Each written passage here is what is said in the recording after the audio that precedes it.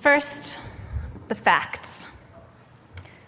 Despite thousands of years of philosophizing and hundreds of years of scientific inquiry, we really don't know very much about why people laugh. We know a little about the context of it. For example, we know that it tends to be a social thing. You're many more times likely to laugh if you are with other people than you are when you're alone. We know that all members of our species laugh in pretty much the same way. You don't have to speak the same language as someone to understand their laughter. And we know that we're wired for it when we're born. Babies laugh before they even speak. Even babies who are blind and deaf will laugh. Did you know that? Laughing is a very primal thing to do. Laughing is not under conscious control. We don't usually know we're going to do it until it happens, and sometimes we can't quit, even when we want to. I'll bet most of you have had a laugh attack at some point, and I hope it wasn't too long ago. The last time I laughed uncontrollably was a few weeks ago with my kids. My 17-year-old daughter recently became a licensed medical first responder. So her brother, who is 13, suggested out of the blue that the next time she saves a random stranger on the street, what would be really funny is if, as soon as they regain consciousness, she puts her finger to her ear like this and says, "The day is March 3rd, the year 2013, subject is secure, mission complete." And then runs away.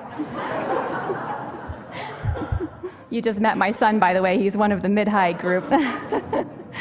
Very funny kid. Or maybe you're an inappropriate laugher. Have you ever laughed when somebody was mad at you? Maybe a lover or a spouse. You didn't mean to, but you couldn't help yourself, and then the person got madder, which made you laugh even more. Whoops. Or maybe you laughed when you got pulled over by a police officer. Oops. Or in school, or in church, where we usually encourage your joyful laughter. But you know when the laughing appears to be disconnected from the experiences of the people around you, it can seem rude. People start to wonder if you're laughing at them. And that's one of the paradoxes of laughter. Some of the best times in our lives happen when we are laughing with people we love.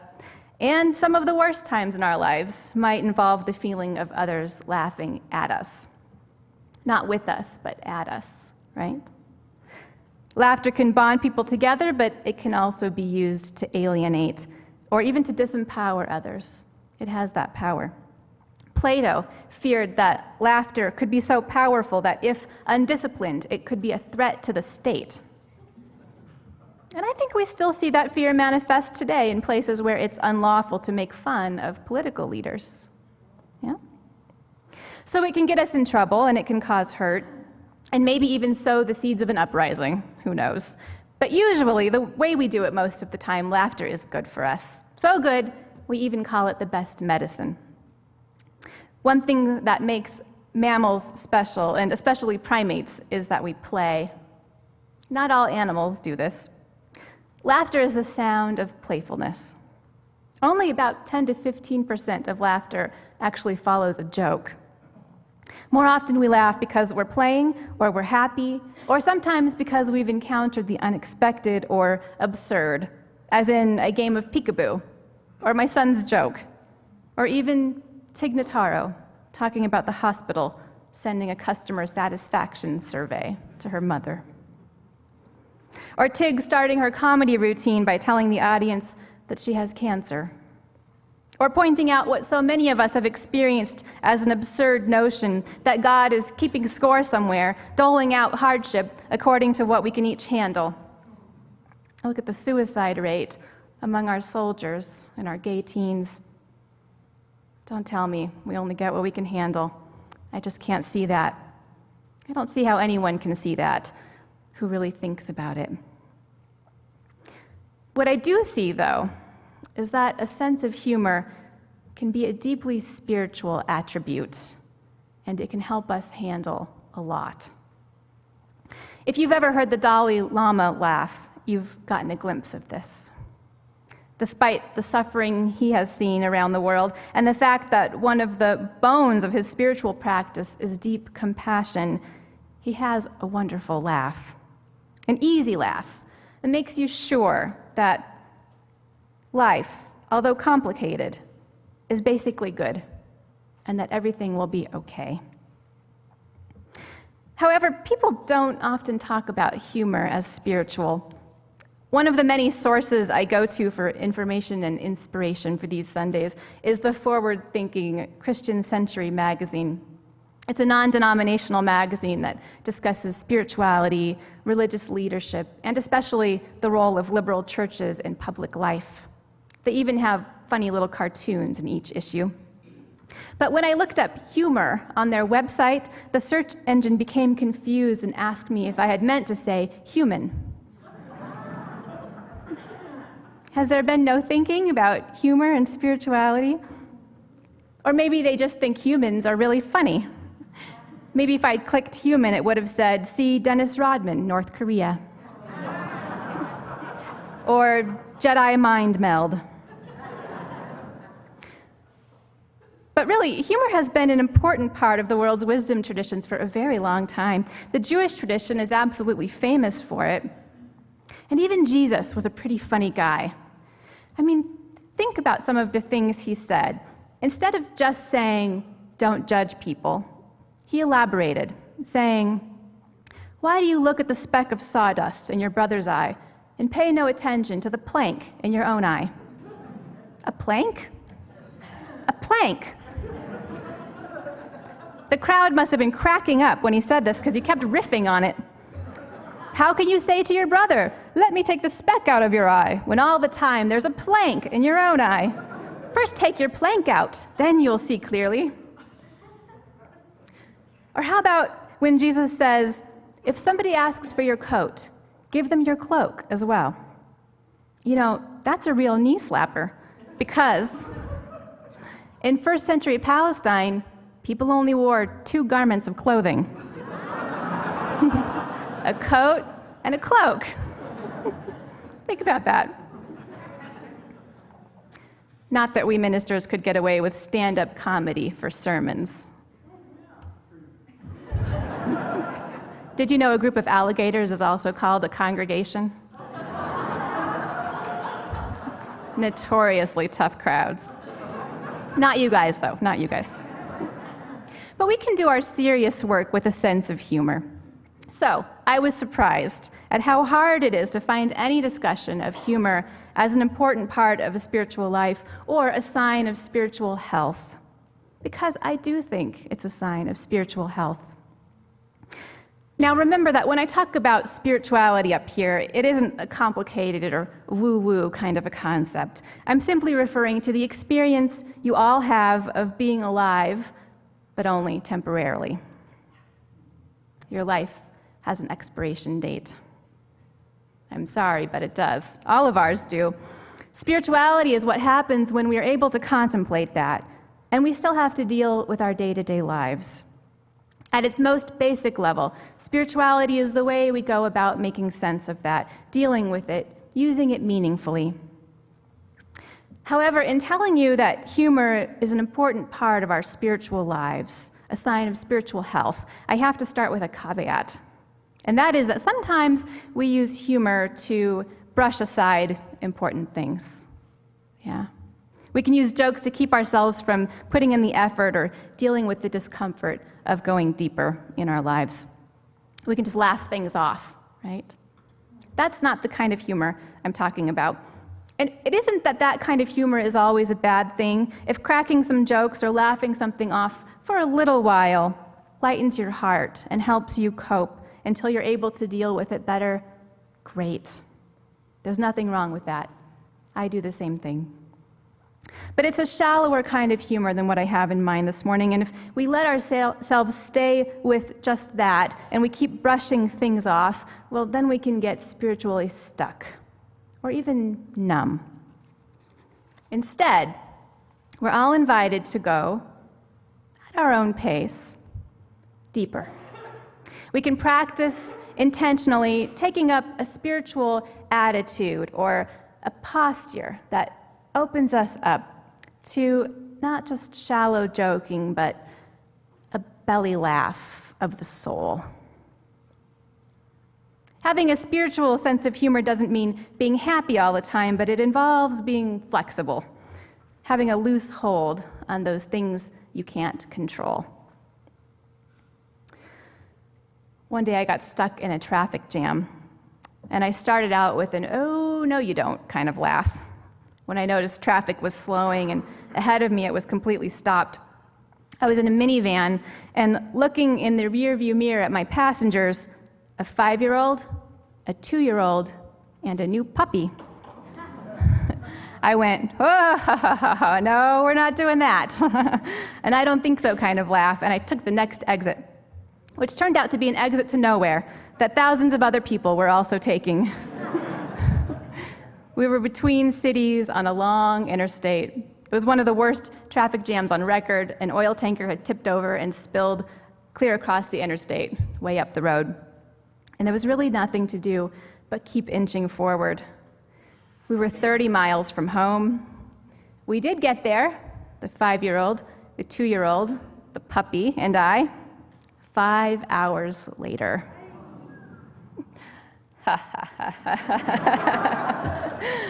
Belly laugh. Might have bordered on maniacal laughter in the 5th hour. Oh, God, you trickster. Do you know?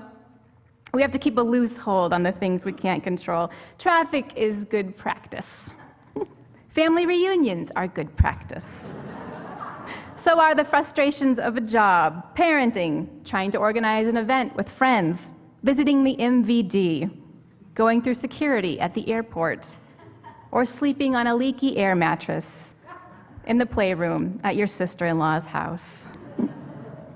The heaviest parts of our bodies sank first, so that Carlos and I woke up semi-reclined with our feet in the air, and the cast of Toy Story smiling at us.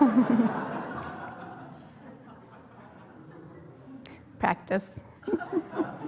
The spiritual attitude or the posture we take toward our lives, it can lend itself to anxiety, resentment, angst, or it can lend itself to gratitude, calm, and laughter. Do you take yourself too seriously? Demand things from other people? Obsess over your sense of superiority or perhaps your feelings of inferiority? Are you condescending? How about cynical? We can close ourselves off by being cynical or afraid or trying to avoid dealing with what's hard, or we can open ourselves up for a deep belly laugh for life by opening ourselves to the whole mess and the mystery of it. The pleasures that come from beauty, love, and play, the grief that washes over us from time to time when we lose loved ones or lose hope. And the way these two seemingly opposite ends of human experience are really part of one whole. In fact, only when you've known a dark night of the soul can you really know the transformative power of laughter. Having a spiritual sense of humor doesn't mean being happy all the time, but it does sometimes look like laughing while you're crying. It comes from being open and humble and self-forgiving. When we don't take ourselves too seriously, we can forgive ourselves for our mistakes and learn from them, and we can laugh at ourselves, just as we might laugh with delight at a toddler's wobbly first steps. It comes from trying to keep your grasp loose on those things you can't control, because if you keep your grasp loose, then those things won't define you. They might make you cry, they might knock you flat, but they won't define you. A sense of humor is a sense of proportion, said the poet Khalil Gibran. Proportion comes with humility, a light grasp, and a long view. But for a belly laugh of the soul, we must also tune in and be present. If we're not paying attention, if we're distracted, then we might miss the deeply funny part of life.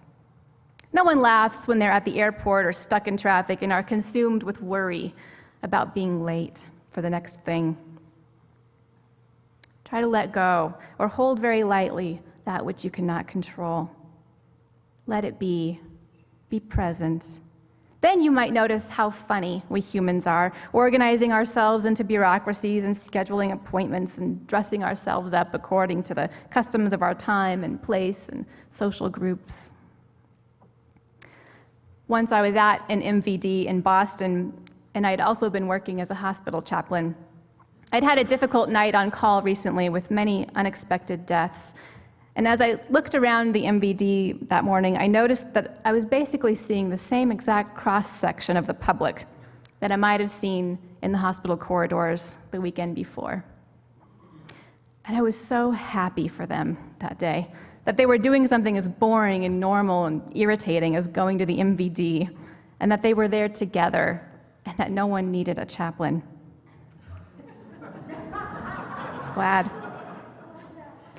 And even though they didn't know it, they seemed very happy to me compared to many of the people I'd seen at the hospital, and I felt like laughing. There were some children there too, and they were laughing, and they were playing, and they were investigating every corner of the drab strip mall government office. And it was beautiful and funny. I wish I could always be so tuned in. But I'm human, like you, and I get distracted and anxious and cranky, and I have to remind myself and try again, and try again, and try again. Being present is a practice. We work at it. We aren't perfect, and it's okay to laugh at ourselves for falling short so pathetically so much of the time. That's part of the practice, too. Presence is tuning in, and because it involves letting go or loosening our grip on what we can't control, presence is also accepting what is. Tig Notaro was present when she said, "Usually, tragedy plus time equals comedy, but I'm just at tragedy. That's just where I am in the equation." I'm going to leave you this morning with a story from the book Graceful Exits: How Great Beings Die. It's a collection of stories about the deaths of Hindu, Tibetan, Buddhist, and Zen masters. Naturally, these masters are masters at being in the present moment, but because of that, and because of their sense of proportion, many of these masters also have a masterful sense of humor. It's not uncommon for the stories of their deaths to show that side of them. So here's one about Zen master Taji. He died in 1953. Senior disciples assembled at his bedside as Zen master Taji approached death. One of them, remembering the master was fond of a certain kind of cake, spent half a day searching the pastry shops of Tokyo for this confection, which he now presented to him. With a wan smile, the dying master accepted a piece of cake and slowly began munching it. As he grew weaker, his disciples inquired whether he had any final words for them. "Yes," the master replied. The disciples leaned forward eagerly so as not to miss a word. "Please tell us."